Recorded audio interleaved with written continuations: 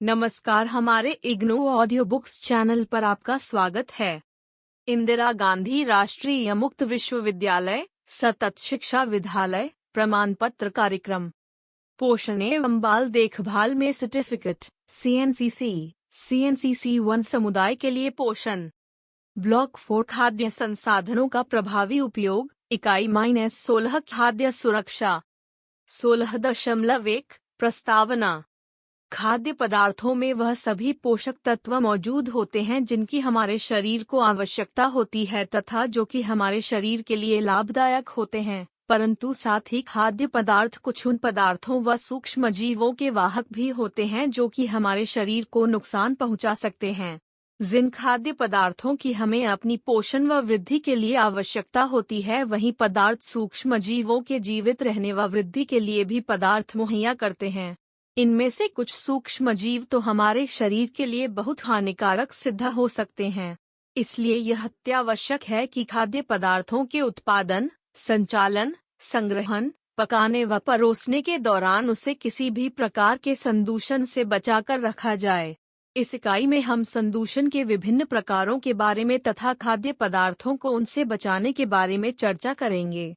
खाद्य पदार्थों में आपत्तिजनक सामग्री को जाने या अनजाने मिलाए जाने, जो मिलावट मिश्रण कहलाता है, की समस्या पर भी इस इकाई में चर्चा करेंगे। इस मिलावट का हम कैसे पता लगा सकते हैं? इस इकाई में आपको इन्हीं सब बातों के उत्तर मिलेंगे। अंत में उपभोक्ताओं को विश्वसनीय खाद्य पदार्थ उपलब्ध कराने के लिए जो उपाय किए गए हैं उनके बारे में चर्चा की जाएगी।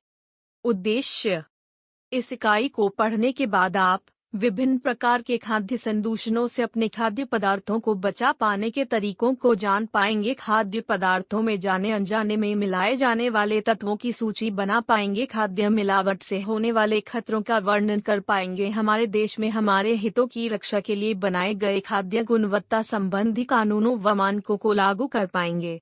16.2 खाद्य संदूषण खाद्य पदार्थ विभिन्न कारणों से संदूषित हो सकते हैं, जैसे कि खाद्य पदार्थों को धोने व पकाने के लिए इस्तेमाल किए जाने वाले पानी से, वह मिट्टी जिसमें उगाए जाते हैं, संग्रहण, पकाने व परोसने वाले बर्तनों से तथा खाद्य पदार्थों को पकाने की विभिन्न अवस्थाओं में छूने के कारण, विशेषतः परोसते समय।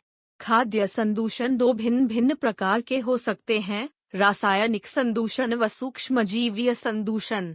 आइए इन दोनों के बारे में थोड़ी विस्तार से चर्चा करें। विवरण के लिए स्क्रीन को देखें। 16.2.1 रासायनिक संदूषण। आप जानते ही होंगे कि जब हम मछली व मांस को नमक लगाते हैं या जब हम शाकाहारी या मांसाहारी खाद्य पदार्थों को खमीरीकृत करते हैं अथवा मसालों के द्वारा अपने भोजन का स्वाद बढ़ाते हैं, ऐसा करने के लिए हम जो पदार्थ उसमें मिलाते हैं वह रसायन ही हैं। उपरिलिखित रसायन के कुछ उदाहरण मात्र हैं जो कि हम अपने भोजन में न केवल उनके परिरक्षण के लिए अपितु उनके रूप, रंग, बनावट व सुवास को बेहतर बनाने के लिए डालते हैं। इनमें से कुछ तो पौष्टिकता को बेहतर बनाने के लिए डाले जाते हैं और कुछ खाद्य पदार्थों के संसाधन में मदद करते हैं। परंतु क्या इन्हें संदूषक की संज्ञा दी जा सकती है? नहीं, यह तो संयोजी होते हैं तथा खाद्य पदार्थों में जानबूझकर मिलाए जाते हैं। परंतु यदि यह आवश्यकता से अधिक मात्रा में डाले गए हों तो यह स्वास्थ्य के लिए हानिकारक भी सिद्ध हो सकते हैं।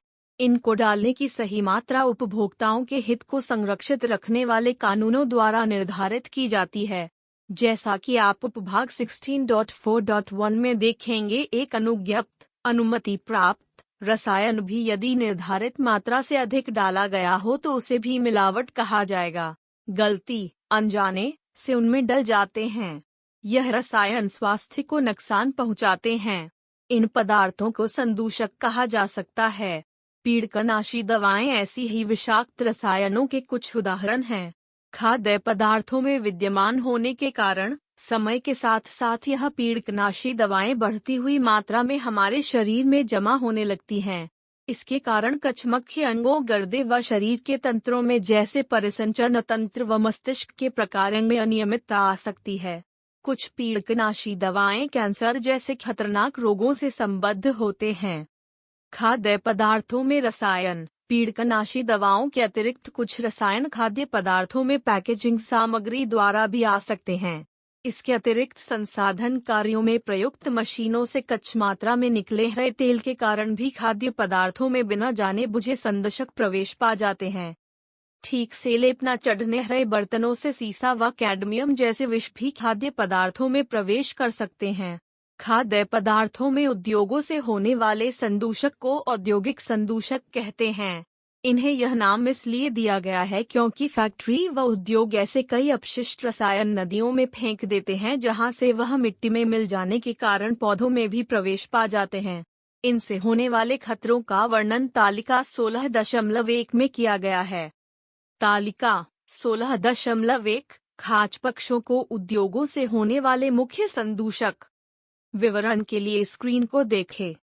इस तालिका में ऐसे कई पारिभाषिक शब्द लिखे गए हैं जिनसे शायद आप परिचित नहीं होंगे। आपकी जानकारी के लिए निम्नलिखित बॉक्स में ऐसे शब्दों के अर्थ दिए गए हैं। बॉक्स 16.1 पारिभाषिक शब्दावली की जानकारी। प्रदूषक, प्रदूषण की वजह से पानी, मिट्टी व हवा में प्रवेश करने वाले हानिकारक पदार्थ। प्रदूषण, हानिकारक रसायनों व सूक्ष्म जीवों जैसे अन्य पदार्थों की वजह से पानी, मिट्टी व हवा का संदूषण। फफूंदीनाशी, रासायनिक पदार्थ जिनसे फफूंदी इत्यादि का नाश हो जाता है। तीव्र प्रभाव, कुछ घंटों अथवा दिनों में दिखाई देने वाला असर। चिरकाली प्रभाव, लंबे अरसे के बाद दिखाई पड़ने वाला लंबे दौर का असर। खून की कमी एनीमिया, खून में हीमोग्लोबिन की कम मात्रा होना। गर्भपात, भ्रूण यानी अजन्मे बच्चे को समाप्त कर देना। अनिवार्य बदलाव आना, स्थायी बदलाव, वह बदलाव जिन्हें उपचार द्वारा भी बदला न जा सके। लकवा मार जाना, ऐसी स्थिति जिसमें प्रभावित अंगों को हिला पाना असंभव हो जाता है तथा उनकी प्रक्रिया पर कोई नियंत्रण नहीं रखा जा सकता है। शरीर में ऐंठन, ऐसी स्थिति जिसमें व्यक्ति जबरदस्ती कांपने लगता है तथा उसकी क्रियाओं पर कोई नियंत्रण नहीं रहता है। मुख से लार टपकती है तथा व्यक्ति हो सकता है कि अपनी जीभ ही काट ले। 16.2.2 सूक्ष्मजीवों द्वारा संदूषण। शायद आप सूक्ष्मजीव शब्द से परिचित होंगे। सूक्ष्मजीव छोटी जीवित कोशिकाएं हैं, जैसा कि आपने इकाई 14 में पढ़ा कि बैक्टीरिया और वायरस सूक्ष्मजीव हैं। कुछ सूक्ष्मजीव खाद्य को संदूषित कर व्यक्ति को जो ये संदूषित भोजन खाते हैं रोगग्रस्त कर देते हैं, अर्थात खाद्य विषाक्तता का कारण होते हैं। सूक्ष्मजीवों द्वारा संदूषित भोजन खाने से पड़ने वाले हानिकारक प्रभाव को 2 श्रेणियों में वर्गीकृत किया गया है। क, खाद्य संक्रमण तथा ख, खाद्य विषाक्तता। सूक्ष्मजीवीय संदूषण के दुष्प्रभाव। खाद्य विषाक्तता, खाद्य संक्रमण। विवरण के लिए स्क्रीन को देखें। खाद्य संक्रमण, खाते समय खाद्य पदार्थ में उपस्थित सूक्ष्म जीवाणु से प्रायः खाद्य संक्रमण होता है। एक बार मानव शरीर में प्रवेश करने के बाद वहां पनपना प्रारंभ कर देते हैं, जिनकी वजह से व्यक्ति बीमार पड़ जाता है। हैजा, अतिसार, टाइफाइड आदि ऐसी ही कच्च संक्रमण से होने वाली बीमारियों के उदाहरण हैं जो संदूषित खाद्य पदार्थों को खाने से होती हैं। असंसाधित या अनुचित विधि द्वारा पकाए या परोसे गए भोजन से भी कई वायरस संक्रमण होते हैं, जिनके होने में मानव का हाथ होता है। ये संक्रमण हैं यकृत शोथ, पोलियो, विभिन्न प्रकार के श्वसन व आंत संबंधी विसंगतियों। भोजन खाए जाने से पहले सूक्ष्म जीवाणुओं द्वारा भोजन में उत्पन्न विषैले पदार्थ खाद्य विषाक्तता का कारण बनते हैं। ऐसे खाद्य पदार्थ के सेवन से उन विषाक्त पदार्थों की वजह से व्यक्ति बीमार पड़ जाता है। 2 बैक्टीरिया स्टेफाइलोकोकस ऑरियस व क्लोस्ट्रीडियम बोटुलिनम कुछ विषैले पदार्थ उत्पन्न करते हैं। स्टेफाइलोकोकस द्वारा उत्पन्न विषैले पदार्थों के कारण तीव्र मतली आती है, वमन के साथ ही उदर में दर्द होता है। क्लोस्ट्रीडियम बोटुलिनम द्वारा उत्पन्न विषैले पदार्थों से तो व्यक्ति की मृत्यु तक भी हो सकती है। उसकी वजह से चक्कर आने लगते हैं, निगलने में, बातचीत करने में तथा सांस लेने में तकलीफ महसूस होती है। अंत में गर्दन, बाजू व टांगे की मांसपेशियों को तथा श्वसन तंत्रों को लकवा मार जाता है। खाद्य पदार्थ पर हमला करने वाले कुछ फफूंदी भी विषैले पदार्थ उत्पन्न करते हैं। इन विषैले पदार्थों को माइकोटॉक्सिन्स कहते हैं।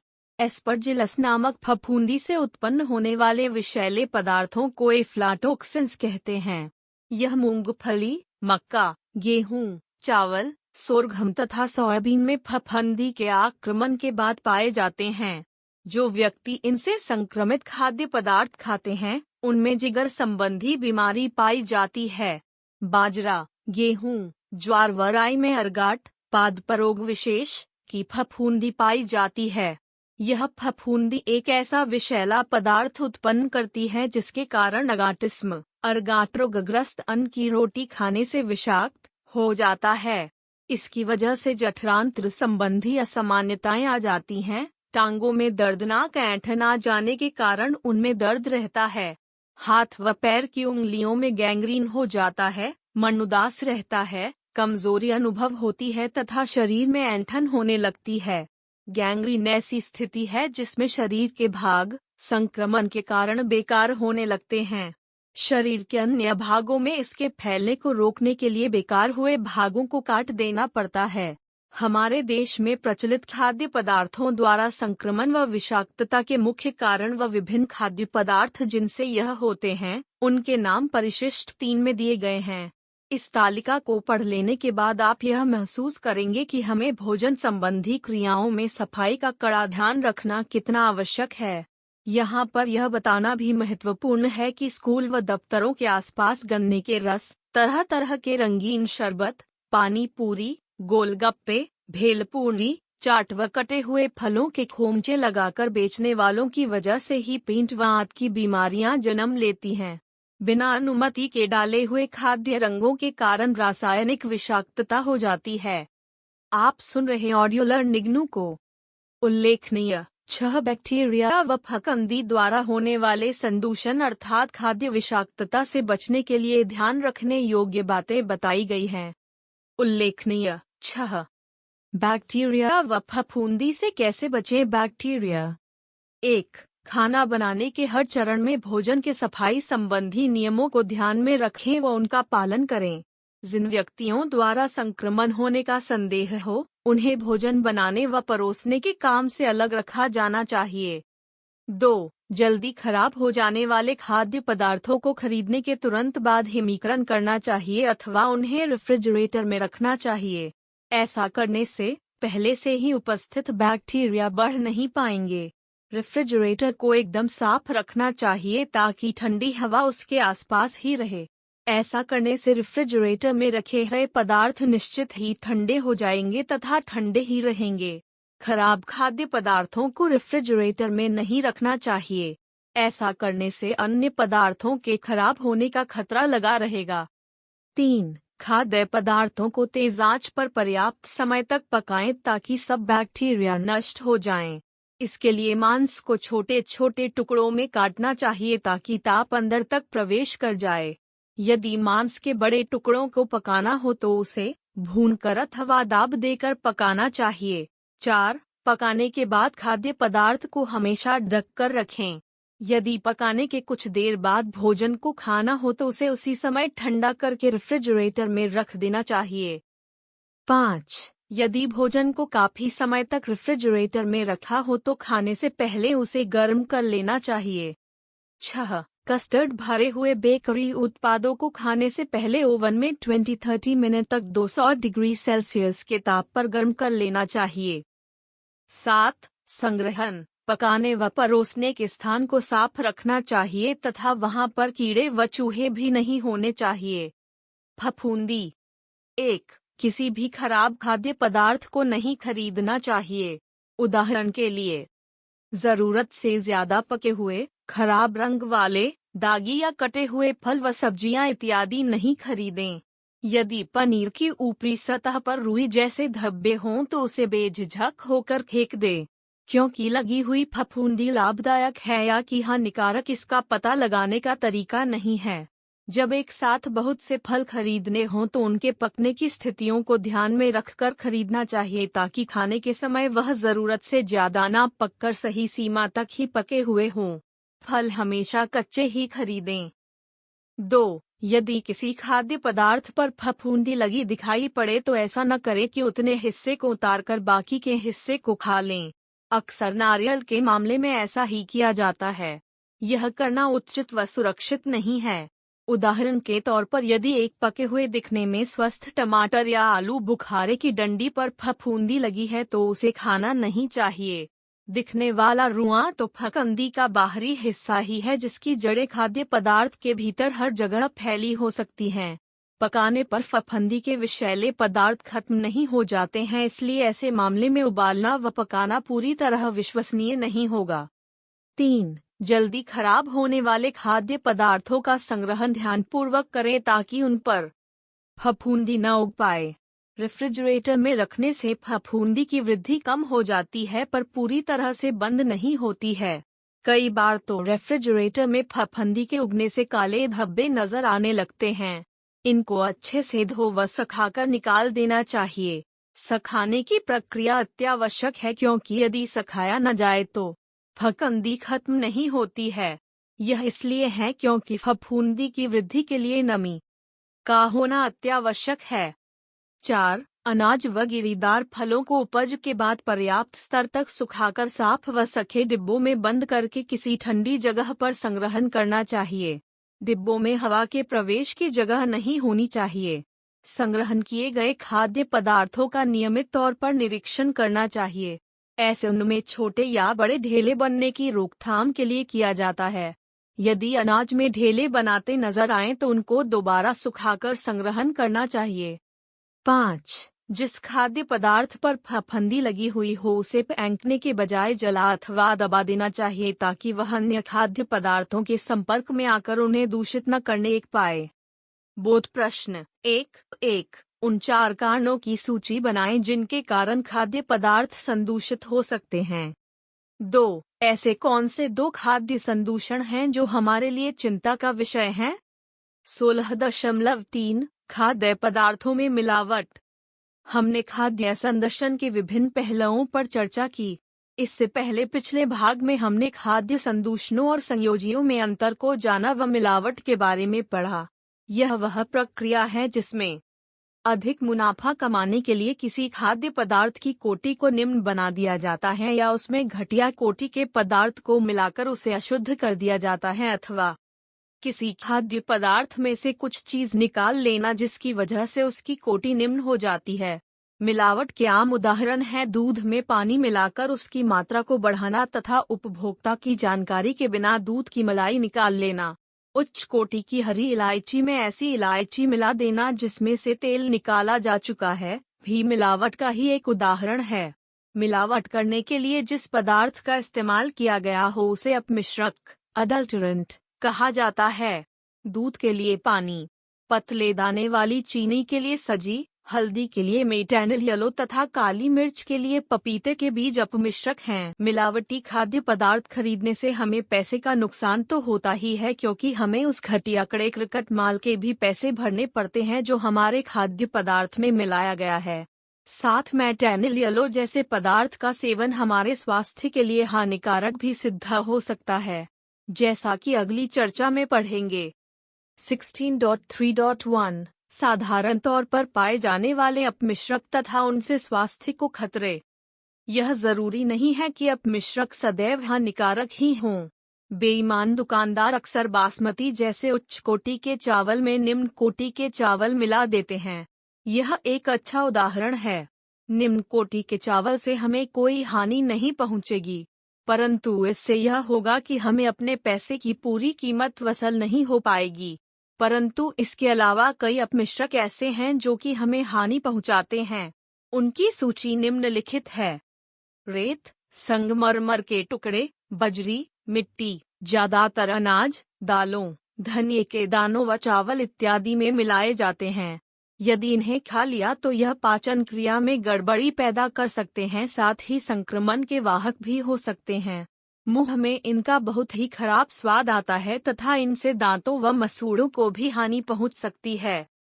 पानी ज्यादातर दूध में मिलावट के लिए इस्तेमाल किया जाता है। प्रायः साफ स्रोत से पानी न लिए जाने के कारण यह भी संक्रमण का वाहक अंग होता है। पेट्रोलियम तेल यह खाने योग्य तेलों की मिलावट के लिए इस्तेमाल किया जाता है। इसका एक उदाहरण है इस्तेमाल किया हुआ मोटर का तेल। यह तेल विषैला होता है तथा इससे कैंसर भी हो सकता है। खनिज तेल, मिनरल ऑयल, फफूंदी की वृद्धि को रोकने के लिए काली मिर्च पर इसका लेप किया जाता है। इनसे स्वास्थ्य को भारी नुकसान हो सकता है क्योंकि कुछ खनिज तेल मानव के लिए विषैले होते हैं तथा उनमें उपस्थित कुछ पदार्थ कैंसर का कारण भी हो सकते हैं। आर्जीमोन के बीज व तेल, आर्जीमोन पोस्त जैसे पीले रंग के फलों वाला पौधा है। इसके नीले रूपहली रंग की धारियों वाले कांटेदार पत्ते होते हैं। आर्जीमोन के बीज सरसों के बीज के समान ही दिखते हैं तथा सरसों का तेल निकालते समय यह उसमें मिला दिए जाते हैं। यह बहुत ही विषैला होता है तथा इसे खाने वाले की आंखों की ज्योति जा सकती है तथा जानपदिक जलशोफ या एपिडेमिक ड्रोप्सी नामक रोग हो सकता है। जब भी इसकी मिलावट होती है तभी यह लक्षण बेहतायत देखने को मिलते हैं। ड्रोप्सी एक ऐसी बीमारी है जिसमें शरीर के ऊतकों व कैविटी में पानी जैसा तरल पदार्थ जमा हो जाता है जिसकी वजह से शरीर में सजन आ जाती है। इस बीमारी की शुरुआत पेट व आंत की गड़बड़ी से होती है, साथ अनियमित बुखार तथा शरीर के अनावृत रहने वाले अंगों की त्वचा पर असर हो जाता है जिसकी वजह से व्यक्ति की मृत्यु भी हो सकती है। लेथाइरस सैटाइवस, केसरी वाल या मटरी। केसरी एक ऐसा पौधा है जो कि सूखा पड़ने पर भी फसल देता है। इस पौधे से प्राप्त दाल बेसन बनाने के लिए महंगी चने की दाल में मिलाई जाती है। मध्य प्रदेश व उत्तर प्रदेश के गांवों में तो यह खेतिहर मजदूरों को वेतन के रूप में दी जाती है।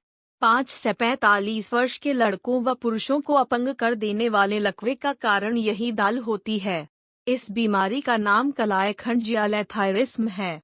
इस बीमारी की शुरुआत घुटने के जोड़ों व टांगों में ऐंठन से होती है, फिर घुटने, टखने के जोड़ों तथा जांघों के पिछले हिस्से में दर्द रहने लगता है।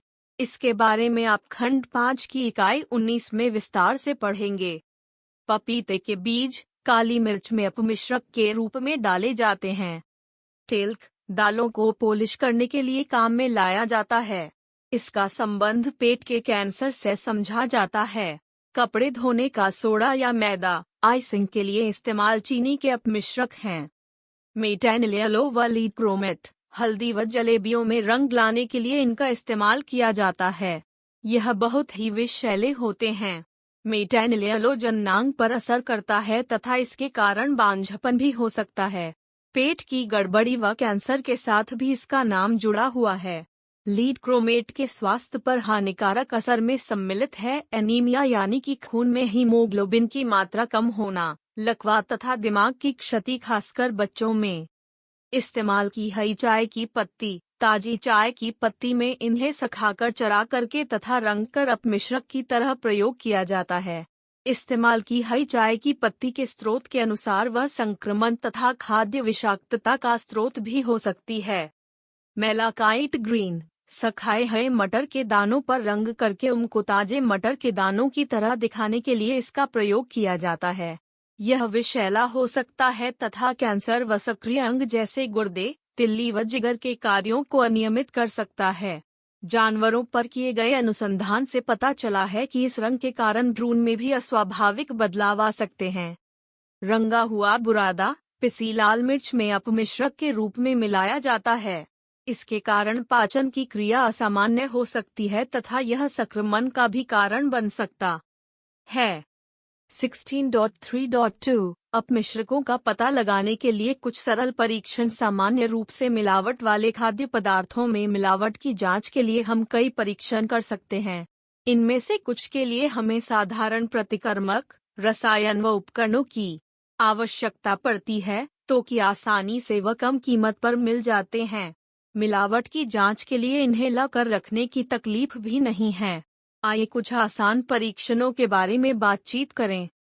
दूध में अधिक पानी की जांच करना। लेक्टोमीटर नामक एक सरल यंत्र से दूध के विशिष्ट घनत्व की जांच की जा सकती है। किसी भी वैज्ञानिक उपकरणों की दुकान में यह अवश्य मिल जाएगा। विशिष्ट घनत्व का अंक यदि 4 से कम हो तो इसका मतलब होता है कि दूध में अधिक पानी मिला हुआ है। नमक या बारीक वानों वाली चीनी में पतली रेत या सूजी की जांच करना। नमूने को परखने के लिए साफ पानी के एक गिलास में डालकर मिला लें। चीनी या नमक तो पानी में घुल जाएगा तथा रेत या सूजी की परत गिलास में नीचे बैठ जाएगी। गुड़ में रेत या मिट्टी की जांच करना। गुड़ को थोड़े पानी में उबालें। गुड़ तो पानी में घुल जाएगा तथा रेत व मिट्टी नीचे बैठ जाएगी। काली मिर्च में पपीते के बीजों की जांच करना। पानी के गिलास में थोड़ी सी काली मिर्च डालें। काली मिर्च तो नीचे बैठ जाएगी तथा पपीते के बीज ऊपर तैरते रहेंगे। आपने देखा होगा कि इन परीक्षणों के लिए आपको किन्हीं विशेष उपकरणों या रासायनिक प्रतिकर्मकों की आवश्यकता नहीं पड़ती है। आपकी सहूलियत के लिए परिशिष्ट 5 में कुछ ऐसे साधारण परीक्षणों की सूची दी गई है जिनके लिए आपको विशेष उपकरणों व रसायनों की आवश्यकता पड़ती है। परिशिष्ट 4 में उन रासायनिक पदार्थों व उपकरणों की सूची दी गई है जो परीक्षण के लिए आवश्यक हैं। उल्लेखनीय 7 में अपमिश्रकों से बचने के लिए की जाने वाली मुख्य सावधानियों की सूची दी गई है। उल्लेखनीय 7। मिलावट से बचने के लिए आप क्या कर सकते हैं? सतर्कता ही सबसे महत्वपूर्ण है। यदि आप थोड़ा सा ध्यान दें तथा पर्याप्त सावधानियां बरतें तो आप अपने आप को मिलावट से होने वाले नुकसान से बचा सकते हैं। निम्नलिखित बातों को ध्यान में रखें। 1. पैकेट बंद खाद्य पदार्थ ही खरीदें। विशेष तौर पर तेल व मसाले कभी भी खुले न खरीदें। 2. परिचित दुकानों व सहकारी स्टोर समितियों से ही खरीदारी करें। 3. ISI, एगमार्क, FPO जैसे चिन्ह देखकर ही वस्तु खरीदें। 4. कृत्रिम रंगों आर्टिफिशियल कलर्स वाले चावल, दालें, मिठाइयाँ व मसाले न खरीदें। 5. आहारों को दिखने में सुंदर बनाने के लिए स्वाभाविक रंग वाले पदार्थों का उपयोग खुद भी करें तथा औरों को भी कराना सिखाएं। यदि कृत्रिम रंग डालना आवश्यक हो तो ISI मार्का वाले रंग ही खरीदें। 6. जहां तक हो सके मसाले, बेसन व अनाजों का आटा खुद ही पीसें। बोध प्रश्न 2 निम्नलिखित में मिलावट की जांच के लिए 2 साधारण परीक्षणों का वर्णन करें। क. मसाले। ख. दूध 16.4। उपभोक्ता संरक्षण। भारत के अधिकांश लोग अपनी आय का बहुत बड़ा प्रतिशत भोजन पर ही व्यय करते हैं। उच्च कोटि से समझौता किए बिना हम चाहेंगे कि हमें अपने पैसे की सही कीमत वसूल हो जाए। इकाई 13 में हम पढ़ चुके हैं कि हमारा इससे क्या तात्पर्य है, फिर भी हम इसे दोहरा दें तो अच्छा होगा। खाद्य कोटि से हमारा तात्पर्य पोषण का स्तर, विषैले पदार्थों के अभाव तथा सूक्ष्म जीवों से सुरक्षा से है। किसी भी खाद्य पदार्थ को पौष्टिक कहने से पूर्व इन विशेषताओं का मूल्यांकन करना आवश्यक है। खाद्य पदार्थ कड़ी स्वास्थ्यकर व स्वच्छ स्थिति में तैयार किए जाने चाहिए, संदूषण मुक्त होने चाहिए तथा पोषक मान का अधिक नुकसान किए बिना उनको तैयार किया जाना चाहिए। साथ ही उपयुक्त लेबल लगाकर सफाई से उन्हें पैकेट बंद करना चाहिए। उपभोक्ता व खरीदार के रूप में हम यह जाने कि हम किस चीज का उपभोग कर रहे हैं। साफ व पौष्टिक खाद्य पदार्थ पाने के अपने हक की सुरक्षा कर पाने की भी क्षमता हम में होनी चाहिए। विभिन्न देशों में उपभोक्ताओं के हितों की सुरक्षा के लिए कई कानून लागू किए जा चुके हैं। भारत में भी कई कानून लागू किए जा चुके हैं। भारत में भी कई खाद्य पदार्थों के लिए खाद्य कानून व कोटि के न्यूनतम मानक बनाए जा चुके हैं। 16.4.1 खाद्य कानून। जनसाधारण तक स्वास्थ्यकर, पौष्टिक व विषरहित खाद्य पदार्थ पहुंचाने में खाद्य कानूनों का बहुत ही महत्व है। खाद्य कानूनों द्वारा स्वास्थ्यकर स्थितियों में खाद्य पदार्थों के उत्पादन व संचालन को बढ़ावा मिलता है। यह खाद्य पदार्थों में रासायनिक व सूक्ष्म जीवों द्वारा होने वाले संदूषण की रोकथाम में भी मदद करते हैं। इन संदूषणों के कारण ही हमारे जनसमूह के बहुत बड़े हिस्से में खाद्य पदार्थों द्वारा होने वाली कई बीमारियां फैलती हैं। खाद्य कानूनों के मुख्य उद्देश्यों का संक्षिप्त वर्णन इस प्रकार से है। 1. मिलावट के कारण होने वाले स्वास्थ्य को खतरों से उपभोक्ता की रक्षा करना। 2. अनुचित व्यापार आचरण से उपभोक्ता को सुरक्षा प्रदान करना। 3. उचित व्यापार आचरणों को सुनिश्चित करना व उनको लागू करवाना। इस मामले में उपभोक्ताओं के हितों की रक्षा के लिए हमारे देश की सरकार ने कई कानून पारित किए हैं।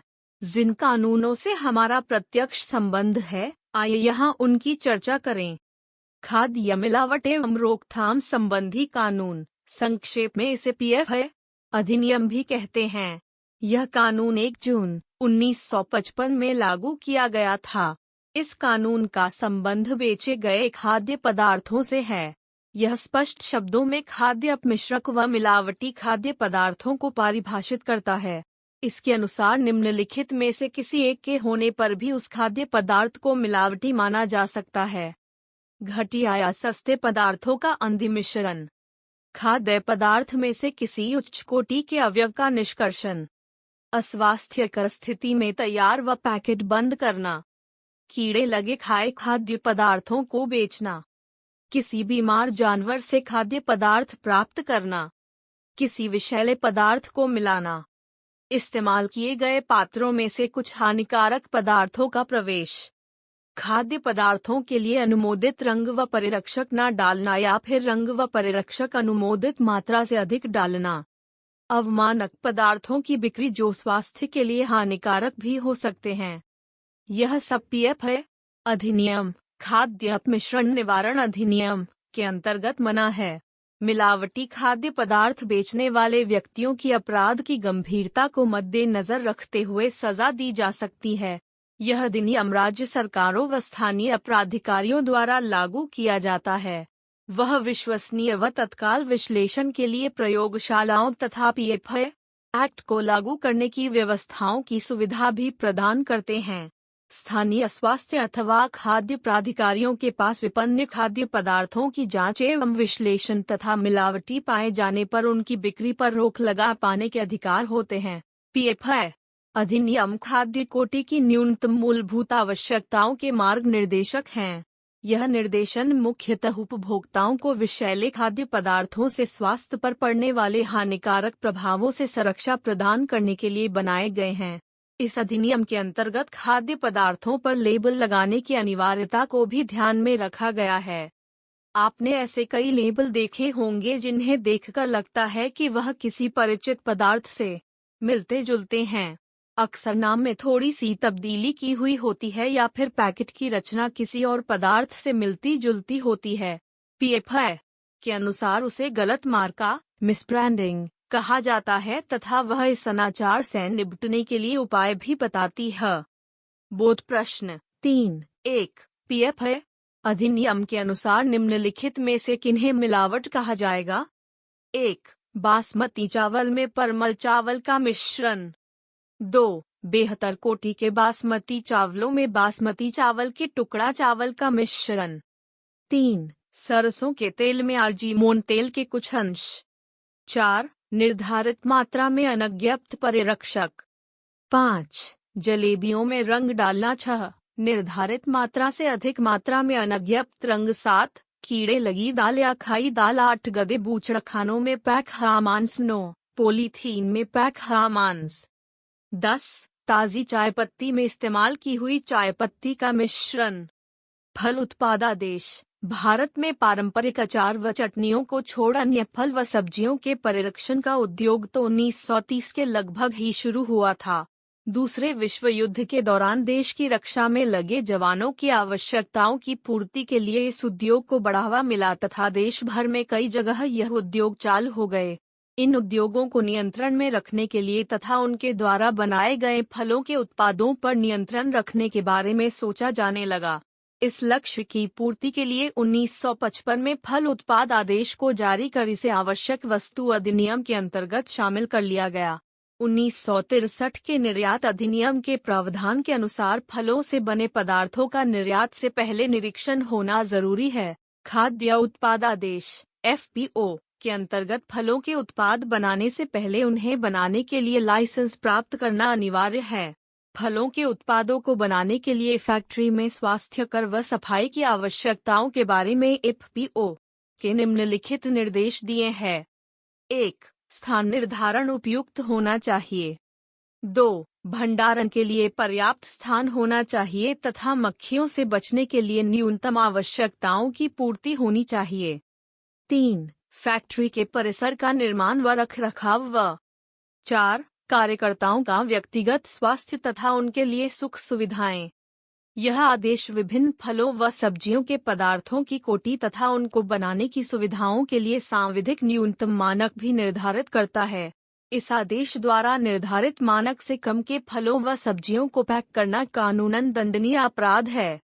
मांस उत्पाद नियंत्रण आदेश। मांस को यदि इस आदेश के तहत तैयार व संसाधित नहीं किया गया है तथा उस पर निरीक्षण का मार्का नहीं है तो उसका बिक्री के लिए ले जाना गैर कानूनी है। इसके तहत बीमार जानवरों के मांस की जांच कर उसको नष्ट किया जा सकता है।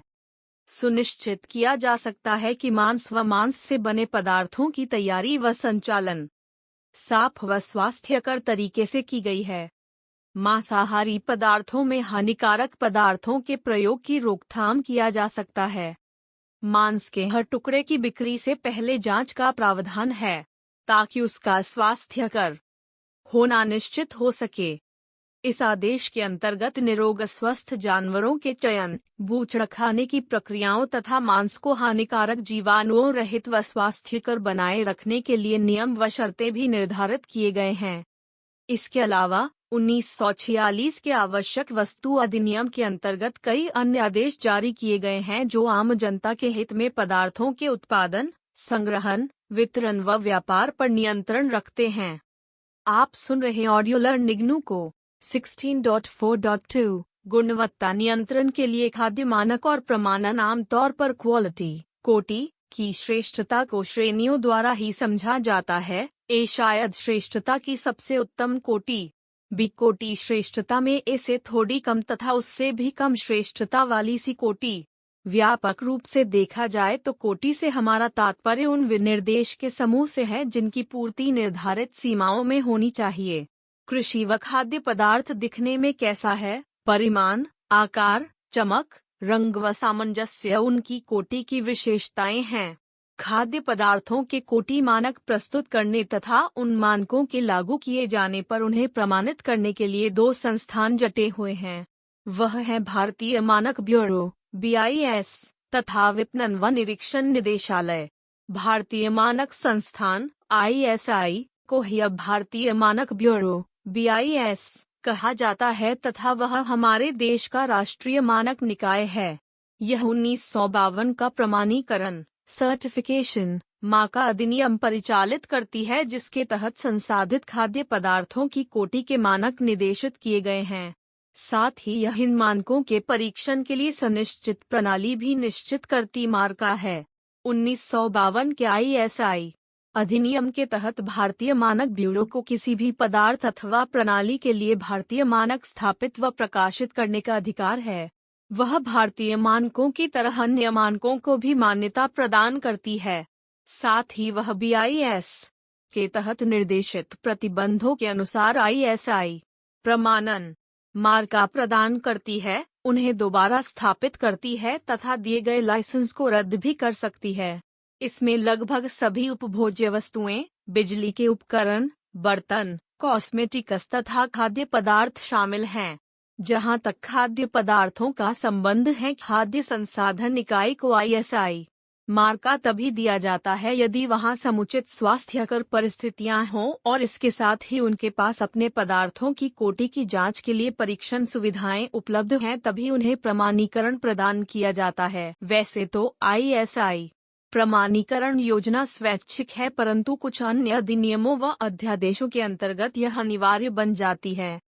इगमार्क मानक 1937 में कृषि उत्पादन अधिनियम पेश करने के साथ ही भारत सरकार के विपणन व निरीक्षण निदेशालय द्वारा इसे भी पेश कर दिया। इस अधिनियम के तहत सरकार कच्चे खाद्य पदार्थों की कोटि के श्रेणी विनिर्देशन लगा पाती है। साथ ही वह श्रेणियों को बना भी पाती है तथा विभिन्न श्रेणियों को सूचित करने की प्रणाली भी बतलाती है। कोई भी अपने पदार्थ को इस अधिनियम व नियमों के अनुसार श्रेणी लगवा कर पैक करना चाहता है, वह अपने ट्रेडमार्क के साथ एगमार्क का भी प्रयोग कर सकता है। इसके अंतर्गत लागू किया गया सबसे पहला मानक देसी घी के लिए था। विशिष्ट श्रेणी का एगमार्क लेबल 1 फरवरी 1938 में कलकत्ता में सबसे पहले एक प्राधिकृत पैकर द्वारा लगाया गया था। इसके साथ ही भारत में एगमार्क के तहत खाद्य कोटि नियंत्रण व कोटि प्रमाणीकरण के युग की शुरुआत हो गई।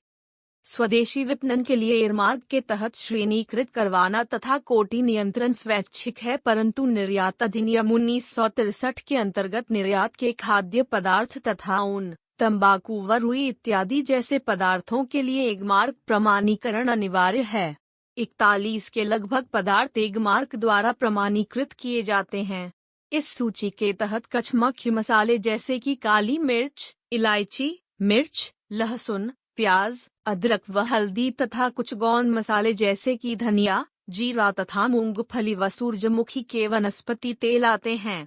इस सूची में अन्य पदार्थ हैं चंदन का तेल, ऊन, बकरी के बाल, अरंडी का तेल, तंबाकू तथा जूट।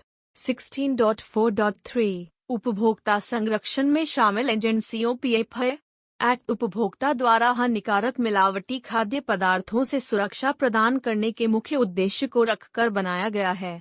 इसके नियम खाद्य मानकों की केंद्रीय समिति द्वारा बनाए गए हैं। खाद्य के लिए मानक भारतीय मानक ब्यूरो (BIS) द्वारा बनाए जाते हैं तथा यह पीएफए द्वारा अपनाए गए मानकों के संपूरक हैं। यह मानक कच्चे पदार्थों, संसाधित खाद्य पदार्थों, पैकिंग के लिए इस्तेमाल किए गए पदार्थों व खाद्य पदार्थ तैयार करने वाले परिसर पर लागू होते हैं। ऐसे 4 नियामक निकाय हैं जो संसाधित खाद्य पदार्थों की कोटि निर्धारित व नियंत्रित करते हैं। महत्तानुसार उनका क्रम इस प्रकार है: 1. उपभोक्ता, 2. उद्योगों के कोटि नियंत्रक अथवा अनुसंधान व परिवर्धन में लगे हैं वैज्ञानिक, 3. सरकारी संस्थाएं जैसे केंद्रीय खाद्य मानक समिति (CCFS), खाद्य मिलावट एवं रोकथाम अधिनियम तथा उसको लागू करने के लिए प्रवर्तन निदेशालय, भारतीय मानक ब्यूरो तथा 4. संसद। जन समुदाय के प्रतिनिधियों द्वारा चुने गए सदस्यों की संसद इन कानूनों को लागू करती है। अधिकतर वह CCFS की सिफारिशों के अनुसार कार्य करती है, परंतु वह उसकी सिफारिशों से बाध्य नहीं होती है।